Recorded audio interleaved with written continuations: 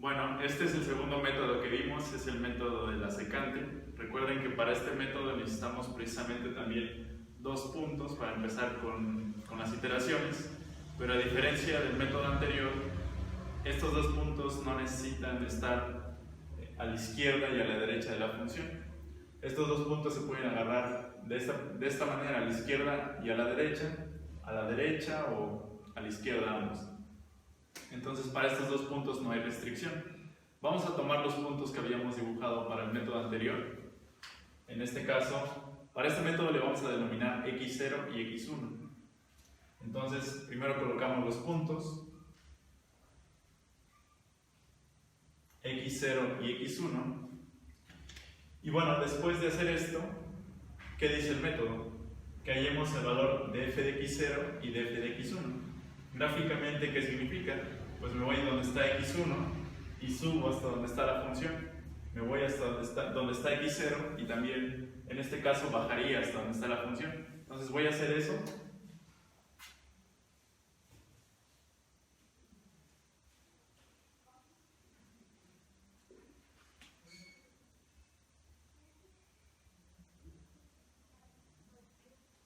Entonces, pues aquí ya tenemos dibujados f de x0 y f de x1. Entonces ahora lo que dice el método es que yo trace una línea entre estos dos puntos.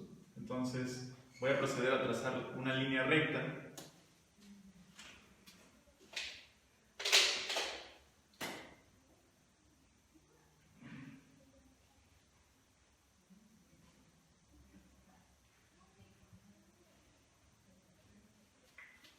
Bueno, entonces aquí ya tenemos nuestra línea que une los puntos f de x1 y f de x0, ¿no? Entonces, una vez que yo tenga esta línea, el método dice que yo halle la intersección de esa recta con el eje x, ¿ok? Entonces, para hacer eso, pues, ¿cómo le podemos hacer? Tenemos que hallar la ecuación de la recta. Entonces, para hallar la ecuación de la recta, podemos utilizar la forma punto pendiente. Recuerden que la pendiente de esta recta, ¿cuál va a ser?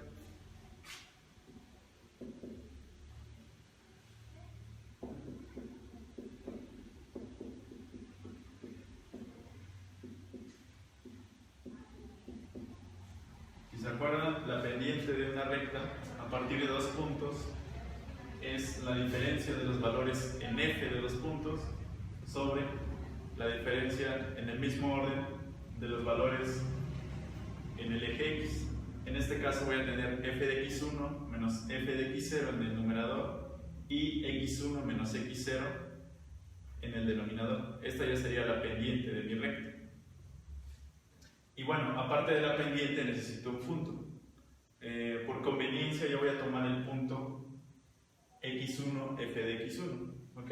Entonces el punto que voy a estar utilizando para sacar la ecuación de la recta va a ser el siguiente.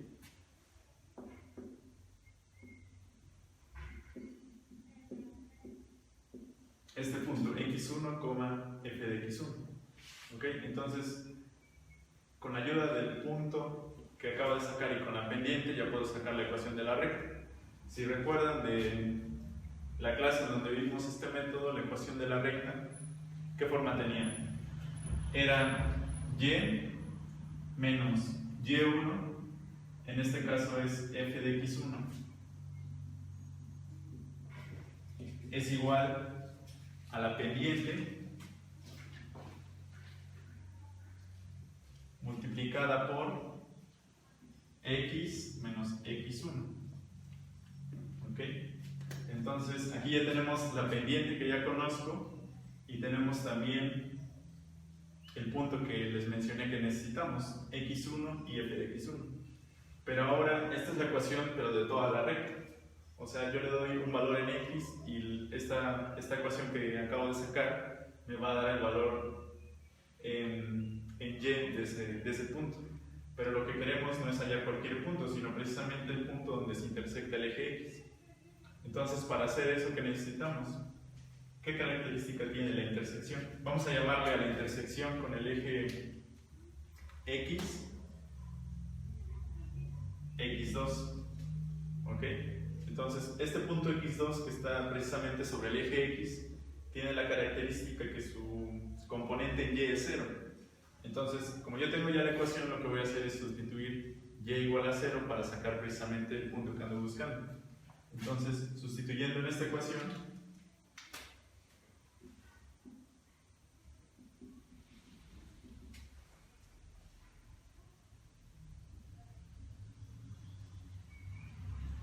me queda lo que tengo acá abajo. ¿Por qué ya puse x2 del lado derecho? Porque esta x que tenía en mi ecuación original ya no es cualquier x, ya es la x2 que yo estoy dando acá. O sea, ese punto ya es la intersección con el eje x. Por eso ya le estoy poniendo el nombre con el cual bauticé a este punto, x2. Entonces, ahora el método me dice que precisamente esa intersección con el eje x es mi nueva aproximación, o en este caso mi primera aproximación de la solución de la función. Entonces, de la ecuación que tenemos acá voy a despejar precisamente x2.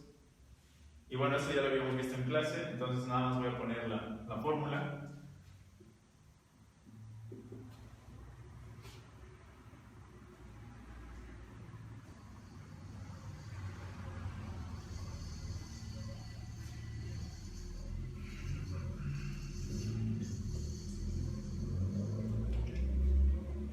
Entonces nos quedaría la siguiente ecuación: x2 igual a menos f de x1 sobre m es la pendiente, más x1.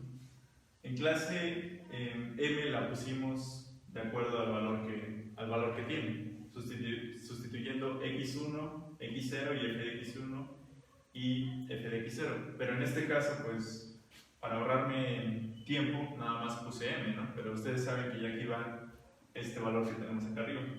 M es todo esto que tenemos aquí. ¿De acuerdo? En su libreta, si anotaron lo que vimos en la clase, pues seguramente ahí tienen cuánto vale esta ecuación pues ya desarrollada.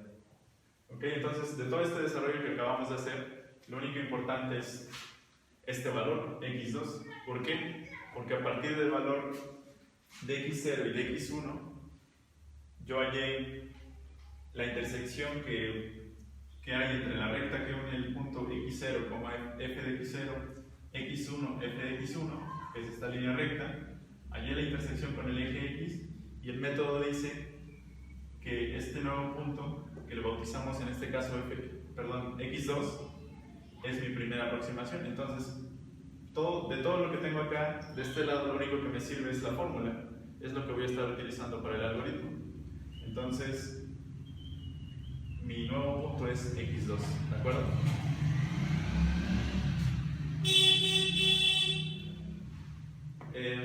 Bueno, lo que podemos hacer ahora, que ya tenemos x2, pues es dar una especie de algoritmo para ver cómo procederíamos a aplicar este método. Entonces, pues el primer paso, ¿cuál sería? Sería precisamente pedir los puntos iniciales, ¿no? En este caso, x0 y x1.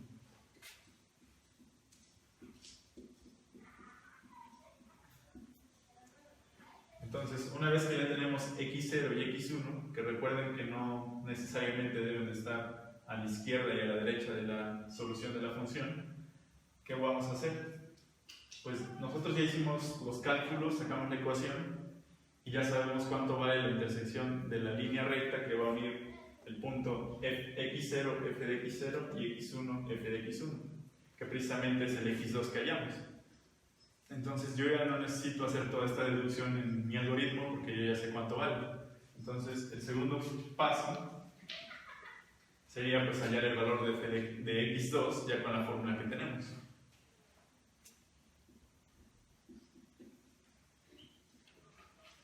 Entonces ya tengo el valor de x2 y recuerden que este valor es precisamente mi primera aproximación de la solución de la función. Entonces yo tengo que evaluar f de x2 para saber si ese punto ya hace que f sea 0. Entonces el siguiente paso es hacer precisamente eso, averiguar si f de x2 es 0.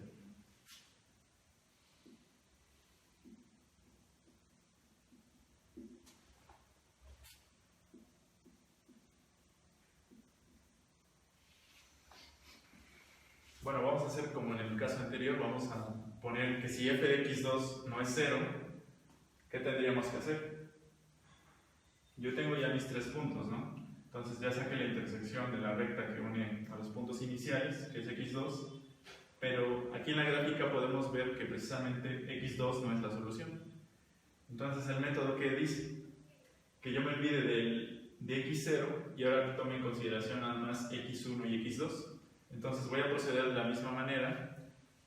x1 ya tengo lo que vale en f y x2 todavía no, entonces me voy a la función en x2, hallo f de x2, y en este caso lo que yo haría es trazar una nueva recta uniendo f de x1 y f de x2, ¿ok? Y la intersección de esa nueva recta con el eje x sería mi nueva aproximación de la solución. Pero bueno, para no seguir poniendo variables aquí en mi algoritmo, pues ¿qué voy a hacer? Voy a reemplazar nada más el valor que tienen x1 y x2 en la deducción que estoy haciendo, y lo voy a poner como mi nuevo x0 y como mi nuevo x1. Entonces, si nos fijamos, el papel, en este caso de x2, es el que tenía x1 en el primer paso. Entonces, si f de x2 no es 0, yo tengo que actualizar mis variables. Entonces, mi x0 ahora va a ser x1. O sea, voy a jugar ahora con estas dos variables. Entonces, x0 va a ser x1 y x1, el que tenía anteriormente, va a tomar el valor de x2, el que acabo de calcular. Entonces, x1 va a ser x2. Ok, entonces actualizo las variables, y una vez que ya actualicé las variables se supone que ya voy acá. Entonces ya estoy en condiciones de trazar mi recta y hallar la nueva intersección, que en este caso sería el punto x3 en este procedimiento que estoy haciendo. Pero en mi algoritmo, para no tener más variables, pues va a ser un nuevo x2, así como voy en mi deducción. Entonces lo que voy a hacer acá en este paso es, una vez que actualicé ya las variables con los nuevos valores, tengo que regresarme para calcular x2 con la fórmula que hallamos desde el principio. Entonces este va a ser una especie de ciclo otra vez, en donde yo voy a estar calculando la intersección de la recta que esté en turno con el eje x, para ver si esa intersección ya es la solución. Y bueno, una vez que yo salga de este ciclo, se supone que ya mi x2 es la solución de la función. Entonces el siguiente paso, el paso número 4, sería ya decir quién es la solución.